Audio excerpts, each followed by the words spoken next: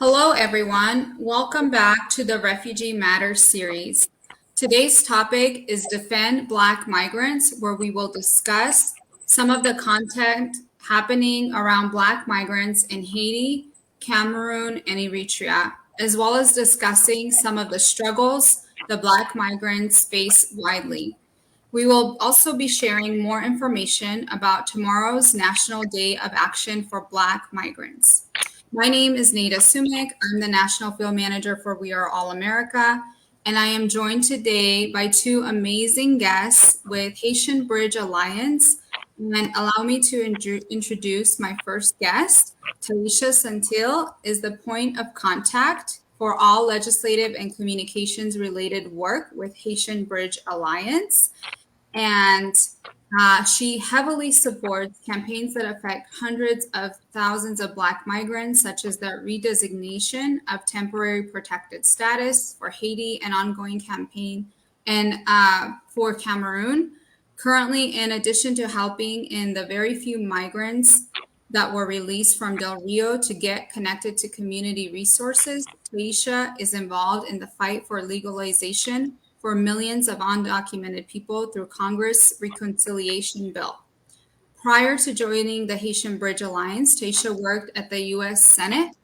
Born and raised in Port-au-Prince, Haiti, Taisha graduated from the University of Florida, where she triple majored in African American Studies, Criminology, and Political Science. Wow, that's super impressive, Taisha. Welcome.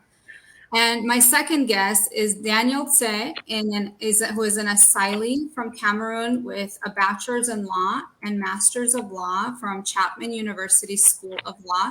Upon release from detention and after being homeless for months, Daniel immediately commenced volunteering in Haitian Bridge Alliance as an asylum seeker, task force coordinator, and advocate liaison with the Cameroonian community.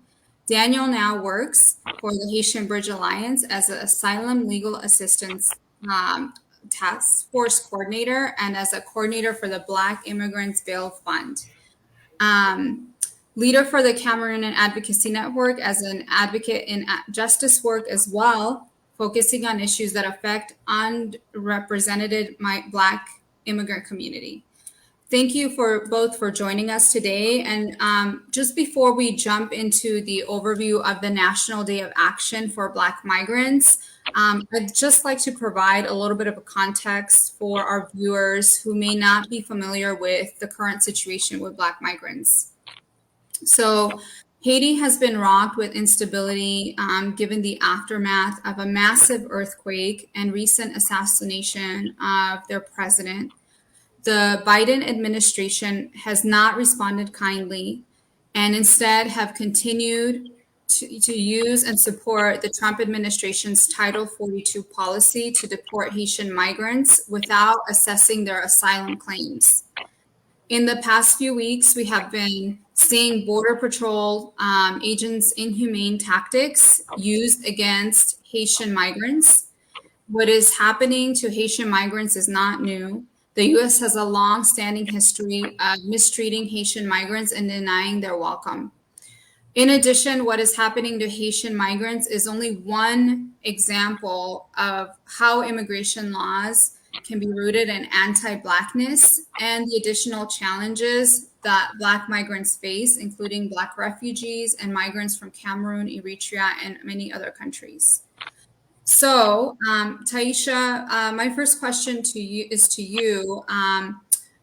I'd like for you to share a little bit and speak more about the current situation happening with Black migrants and how this ties back to tomorrow's Day of Action.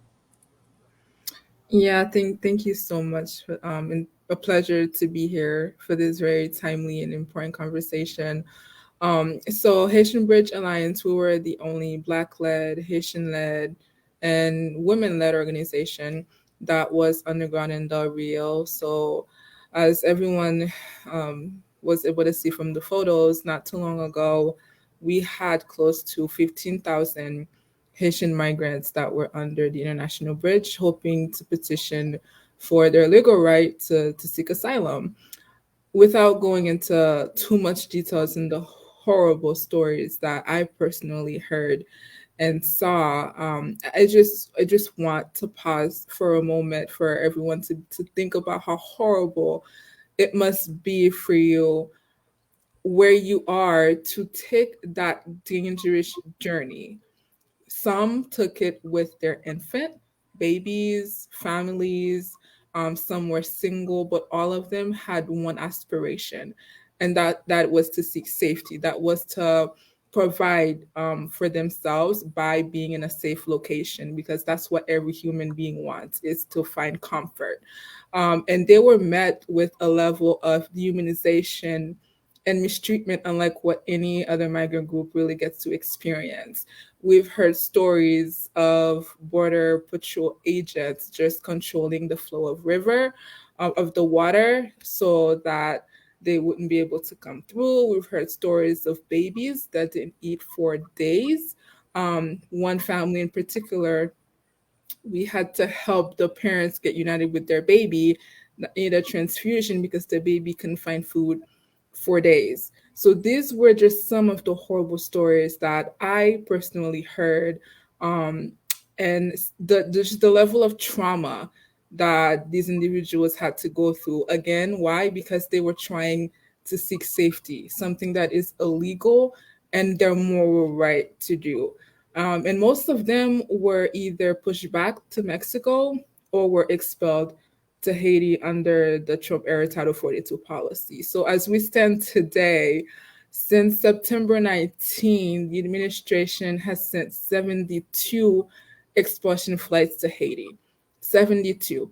That's just in 24 days.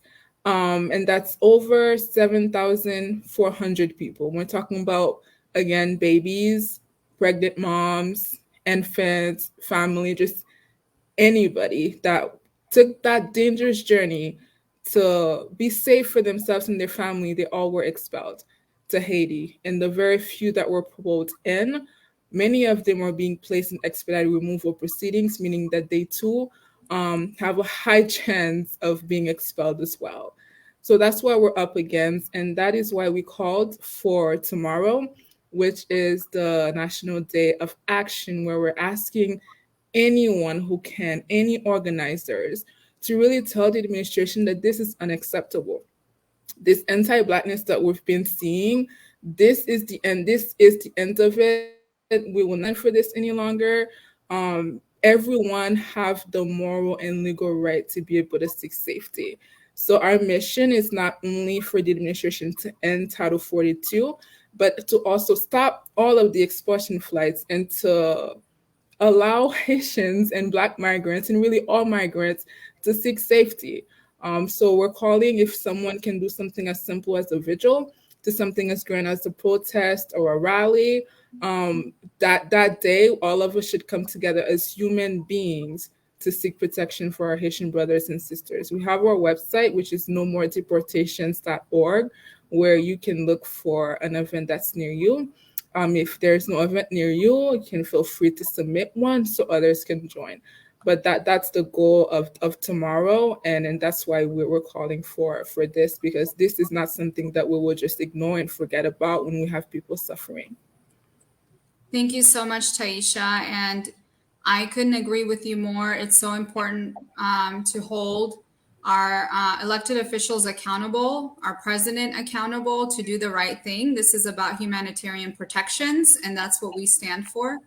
So thank you for all that you do. And we will talk a little bit more about how folks can engage on the day of action. But Daniel, I'd love to hear more from you. If you can talk a little bit more about how immigration policies affect Black immigrants and give us some insight into particularly detention policies and how they affect Black migrants. Thank you so much. Thank you so much for the opportunity. Again, I mean, before I start answering that question, I would love to again just highlight that each time we talk about these things, each time these issues come up, it's just so much emotions and so much, for lack of a better word, anger that is boiling inside of me as if it's the first time I'm listening to it. And again, when Taisha was just explaining this, I remember when She was in Del Rio, and the whole team was on the ground. I was trying to communicate and find out as to what's going on down there, and it was just completely um, draining and emotionally draining and hard. Now imagine what more of the people who are actually in that situation and how they feel. We've seen that this is not happening for the first time. This is not the second time this is happening. This is not the third, not the fourth, not the fifth. But it's what has been happening in the immigration system, specifically towards Black people forever.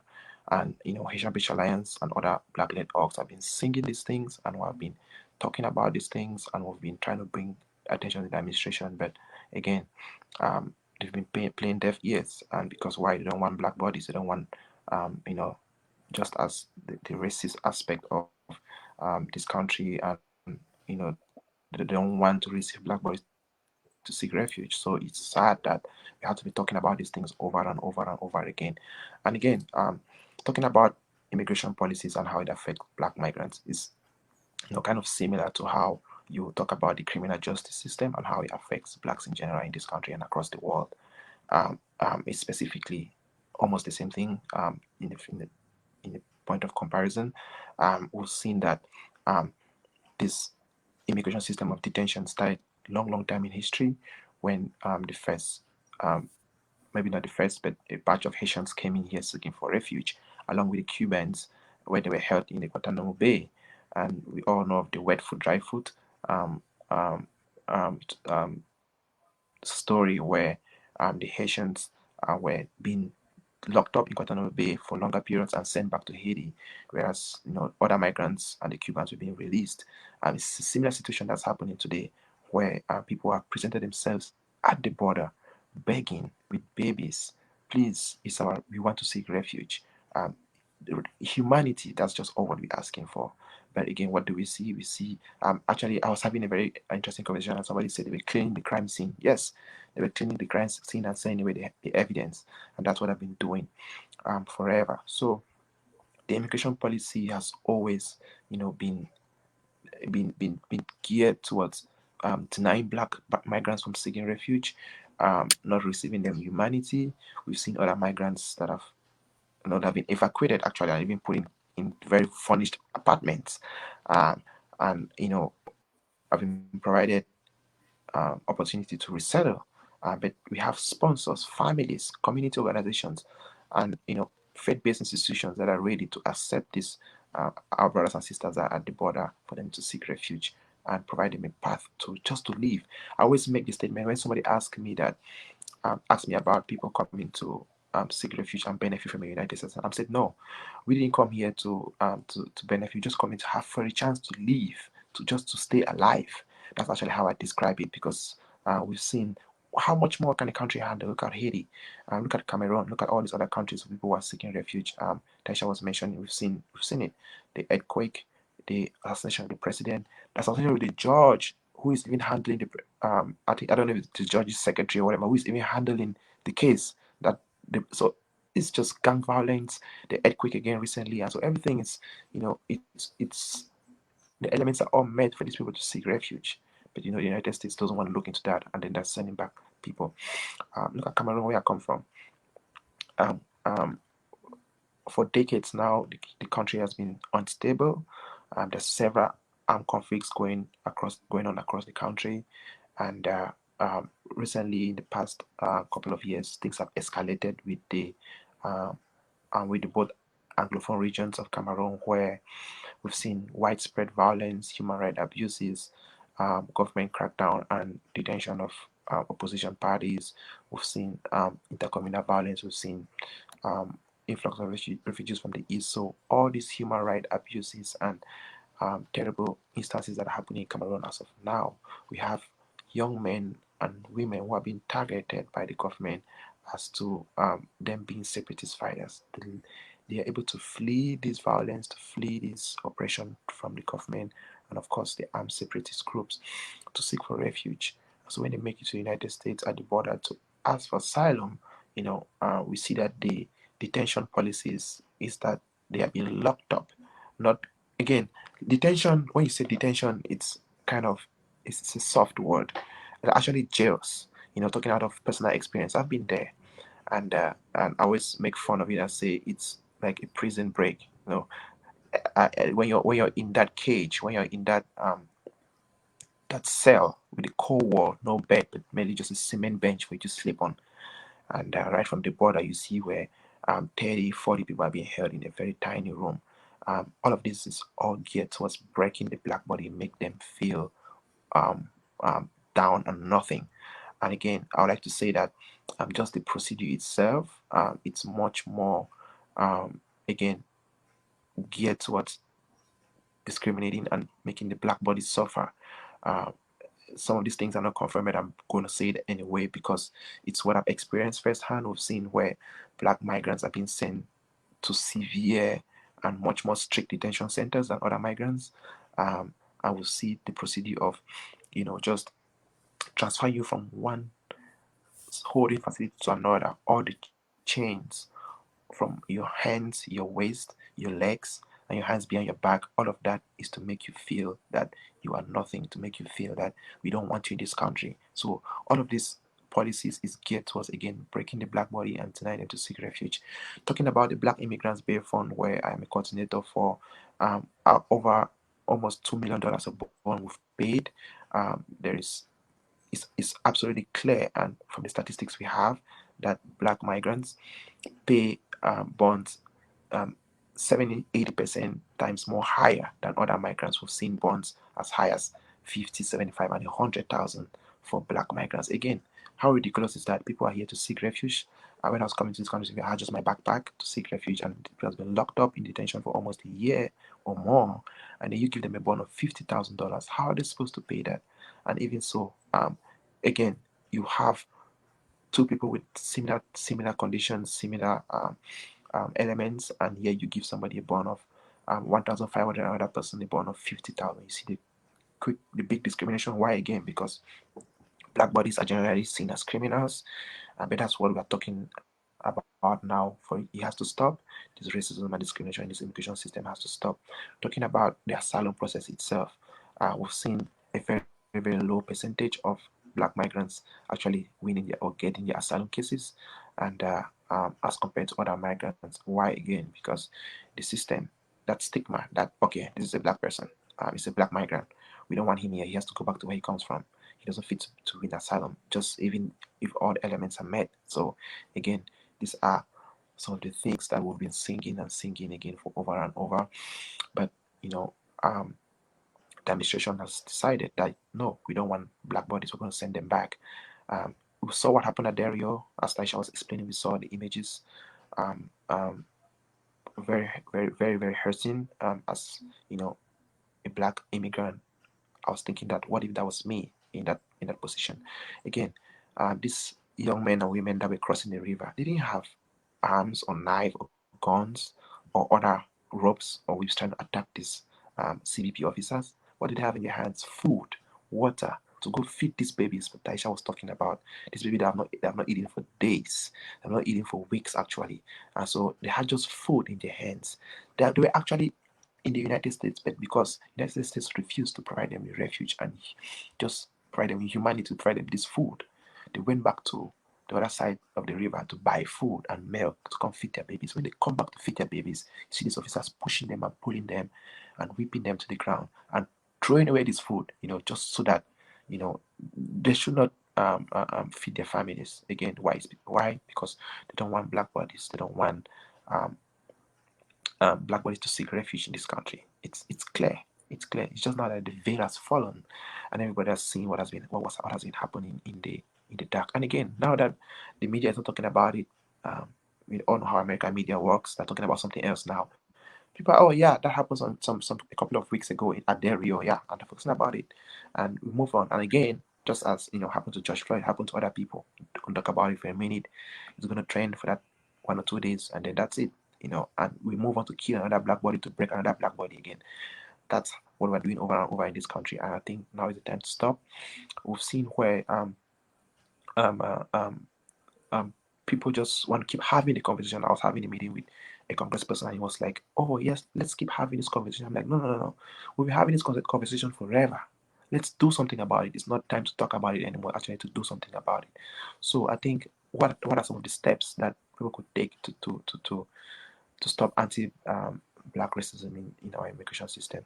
It's again not to talk about it, but to actually do something about it. That's why we have the National Day of Action, which we're calling to put pressure on administration to do something about it, not just to talk about it again. We've seen what happened at Del Rio. We've filed several complaints, CRCA complaints, and petitions to the administration. What happened to those officers that committed those atrocities?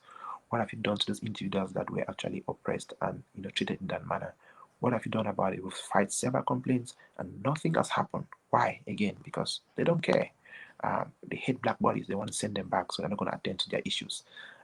Recently, today actually, we filed another complaint, which is the follow up for the whip complaint that happened, which we call it the rap complaint, in collaboration with Witness at the Border, that's Haitian Bridge Alliance and other Black Leg orgs, along with Cameroon Advocacy Network, filed the rap complaint, which is simply this happened last year during October expedited removal deportation flights that were going to Cameroon, and the migrants that were being deported were put in stress positions and in a wrap, as they call it. And so um, we finally investigated and found out what happened. So we are filing this complaint, to expose the administration on this issue. So we encourage people to talk about, not they cannot talk about this thing, but do something about it and show support to Black migrants by showing up for the National Day of Action, which we have organized, and also for the Cameroon Advocacy Network Week of Action, which is coming on the 18th.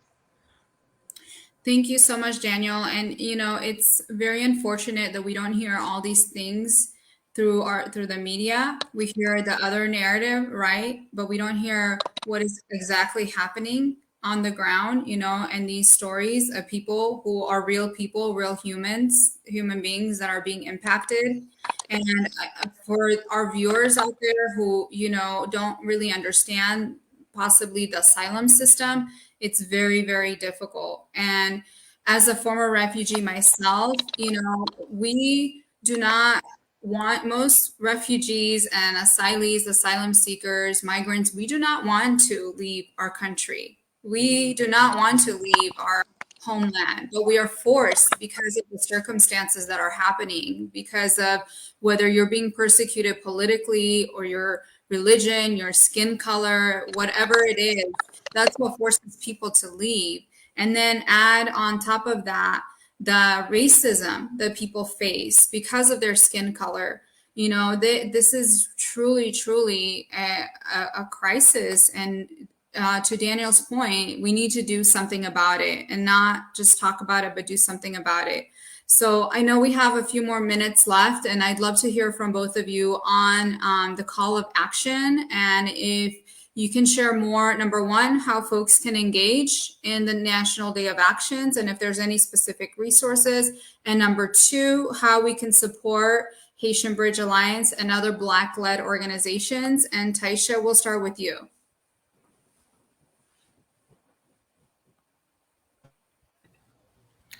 Thank you. Yes. So our website again is nomoredeportations.org. And that's where you'll be able to see the actions that are already planned. You can join one if it's in a city near you. If it's not, then you can organize one. Again, it doesn't have to be something that is grand. It could be as simple as a vigil. You a couple more people, take pictures. And one of the main things, I don't think at least this generation realized the importance of social media and tagging representatives, really having this relationship with your members of Congress and letting them know that this is something that matters to you and should matter to them as they represent you. So call your members of Congress about this issue. Let them know that this is not a country that you want to live in, where Black asylum seekers do not have any rights. Tag the president, the vice president, let them know that, again, you stand behind this cause wholeheartedly. And with election coming up, this might be something that they want to pay closer attention to as well, because it may impact their political ambitions in the future. We do have policy demands. Again, I mentioned them, but I'll mention them again. It's to end Title 42, to stop all of the expulsion flights and give people the ability to seek asylum, which is again a moral and a legal right, and to issue humanitarian parole to all asylum seekers that are at the border currently. Thank you so much, Taisha. Daniel, did you want to add anything else about the day of action or how to support? Thank you so much. Again, all the talking points and toolkit materials that you can that you need to organize this protest are found on the website at normaldeportations.org, and you just need to go on there and you identify a vigil that's happening around your city, or you can organize one. So we made this call for people who are wanting to support, but because Haitian Bridge Alliance has been doing the work on the ground, and or we don't have this capacity, so we made this call for people to come out and support. So on that website, you find every resource you need to organize a vigil or take part in one. So, and the toolkit is on there, the messaging is on there, the hashtags and all the necessary handles you need are going to be on there. As Taisha mentioned, the importance of tagging this representative and using social media to our advantage. So yeah, also just in relation to that, we have the Cameroon Advocacy Network, which is under Haitian Bridge Alliance, RFK, and under Black Casa, many other organizations, just to name a few, which is a coalition, a special coalition, which is meant to address the situation that Cameroonian migrants are facing, um, you know, from the detention to being released to being deported. We have to make sure we address these issues and provide them with blanket relief. So we have our website up and running at CameroonAdvocacyNetwork.org. You can find us on all social media platforms as Cam Advocacy. And so we have a week of action coming up on the 18th to the 22nd. But the very, very important day I want to talk about is the 19th, which is going to be a grand rally from Lafayette Park over to the Union Station, which is going to be a rally in demand for TPS for Cameroon. Yesterday we had the TPS bill that was introduced by Representatives Love Grant and Han Johnson. We led the bill, and a couple of other members of Congress who are in full support of it. So we want to put more pressure on the administration by having this rally and march on 19th again, Lafayette Park to Union Station from 3 p.m. To 6 p.m. We're going to be marching and proclaiming TPS for Cameroon from the administration. And so on the 20th, which is going to be a Wednesday, we're going to be having congressional visits, congressional briefing and lobby visits, again to put pressure on these members of the administration to support this bill that has been introduced and put pressure on the administration and this Department of Homeland Security to do something about TPS to come up, because they've been talking about it for almost a year now. Mayorkas has said Cameroon should be recommended for TPS. State Department has said it, but yet this is here doing investigation. They've just been having conversations. Again, we don't want normal conversations. We want action. Just not talk about TPS to come out, but actually do it. We saw how many months and how much resources it took for Haitian Bridge Alliance to advocate for TPS for Haiti to be redesignated.